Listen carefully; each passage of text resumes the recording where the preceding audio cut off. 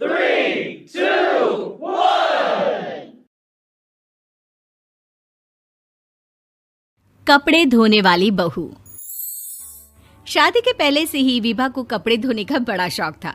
कभी नल के नीचे तो कभी तालाब के पास। अरे मेरी नीली वाली लुंगी नहीं दिख रही है।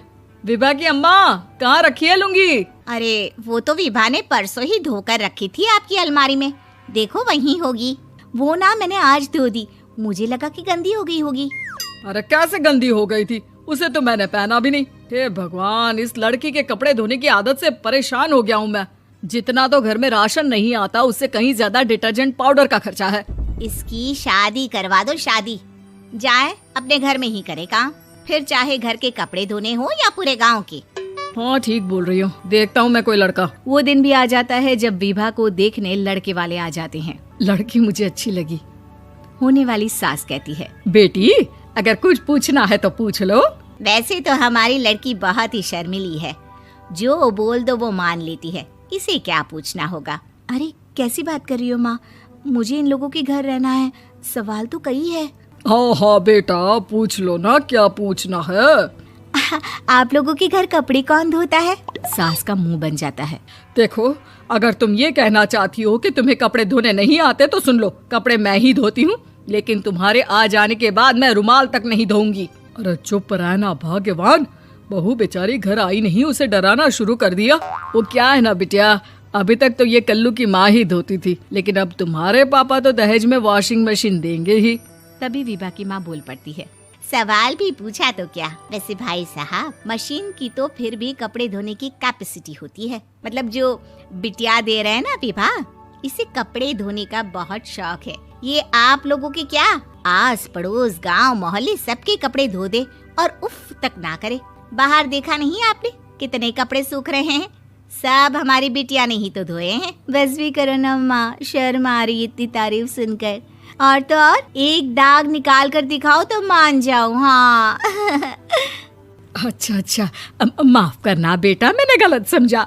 हमें तो रिश्ता बहुत पसंद है। और ऐसे जुड़ जाता है रिश्ता कपड़े धोने का शौक रखने वाली विभा का। उसकी शादी हो जाती है कोयला फैक्ट्री में काम करने वाले कल्लू के साथ। शादी के बाद अचानक विभा चिल्लाती हुई सास के पास आती है। सासू माँ, अरे सासू माँ कहाँ है आप?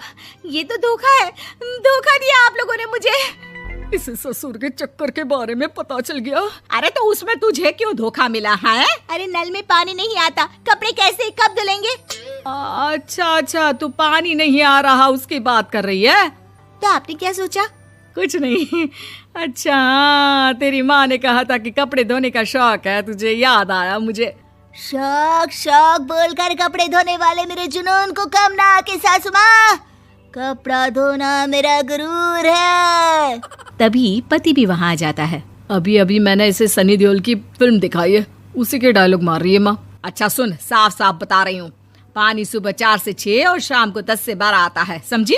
विभा टाइमिंग सुनकर हैरान हो जाती है। ये क्या भूतों का मोहल्ला है? सुबह 4 बजे उठकर कौन कपड़े धोता है? 4 बजे टंकी में पानी जाता है, फिर सारा दिन धोना ना, किसने मना किया? अरे कैसी बात कर रही हैं? 200 लीटर की टंकी में कितने कपड़े धो लूंगी मैं, सुबह ही उठ जाऊंगी मैं। अब क्या था, विभा सुबह 4 से लेकर रात के 12 बजे तक कपड़े ही धोती रहती। एक रोज सास पड़ोस से निकलकर कहीं जा रही होती है कि साथ वाली कहती है, हाँ कल्लू की माँ, जरा ये बताओ कि 2 साड़ी है, 2 ब्लाउज और एक पेटीकोट और एक नाड़े वाला लंबा कच्छा। हाँ तो? अरे तो क्या, कितना लोगी धुलाई ये बताओ। धोबन दिख रहे हैं हम क्या? हमारे पति सरकारी नौकरी से अभी रिटायर हुए हैं और बेटा सुपरवाइजर है कोयला फैक्ट्री में। धोबन समझ रखा है हमें? हाय रे कल्लू की अम्मा, माफ कर दो, वो तो मोहल्ले में यही सब बता रहे थे कि तुमने बहू को कपड़ा धुलवाने के काम में लगा दिया है। सास को पड़ोसन की बात सुनकर गुस्सा आ जाता है। वो घर पहुंचती है जहां घर के बाहर ही इतने सारे कपड़े सूख रहे होते हैं जितने कि किसी धोबन के घर पर। अरे ओ कल्लू की दुल्हन, बाहर निकल। माँ जी यहीं आ जाओ, बाथरूम में चादर धो रहे हैं हम। अरे अभी हम धोते हैं, तुमको बाहर निकलो। ये आस पड़ोस वाले बोल रहे हैं कि हम बहू से कपड़े धुलवा कर उसे कपड़ा धोने वाली बना दिए हैं। अरे छोड़ो ना माँ जी, किन लोगों की बातों में आती हो? आस पास के लोगों का तो काम ही होता है कि वो किसी तरह सास बहू को लड़ा दे। बहू सारे घर के कपड़े धोती है, ये क्या कम है? बोलिए। सास को भी लग जाता है कि वो बहू का ये सनकीपन नहीं छुड़वा सकती, इससे अच्छा है कि खुद ही चुप हो जाए। एक रोज सास और बहू मंदिर जाते हैं, जहाँ सास की साड़ी वहाँ खड़ी भीख मांगने वाली से मिलती है। माँ जी क्या बात है, आपकी साड़ी उस भिखारन से कितनी मिल रही है ना? हाँ हाँ देखो तो दोनों की साड़ी मिल रही है। क्या बात है कल्लू की अम्मा, तुम खुद को तो अफसर की बीवी बताती हो और ऐसी सिंपल सी प्लेन साड़ी पहनकर घूमती हो। सिंपल और प्लेन नहीं है ये साड़ी। तो क्या सोने के धागे से फूल बने हैं? कुछ भी सासू माँ, कुछ भी। हाँ बने थे इस साड़ी में सोने के धागे से फूल। मेरे पति लेकर आए थे मद्रास से स्पेशली मेरे लिए 10,000 की। ताहे भाई साहब इस भिखारन के लिए भी सेम टू सेम साड़ी लेकर आए होंगे 10,000 की। सास उस वक्त कुछ नहीं कहती, लेकिन बहू के साथ घर आती है और अलमारी से एल्बम निकाल कर लाती है। ये साड़ी देख रही है, ये वही साड़ी है जिसे मैंने अभी पहना था। इस साड़ी में ये जो चमकदार फूल दिख रहे हैं ना, ये सोने के धागों से काटे गए हैं। लेकिन तू लोकल वॉशिंग मशीन ब्रश से घिस घिस कर सारे फूलों को निकाल कर साड़ी प्लेन कर दी। मुझे माफ कर दीजिए सासू माँ। और तो और, जब मैंने तुझे तेरी गलती के लिए कुछ नहीं कहा, लेकिन तूने तो सबके सामने मेरा मजाक ही बना दिया। क्यों? बहू को समझ में आ जाता है कि अब से उसका कपड़े धोना बंद।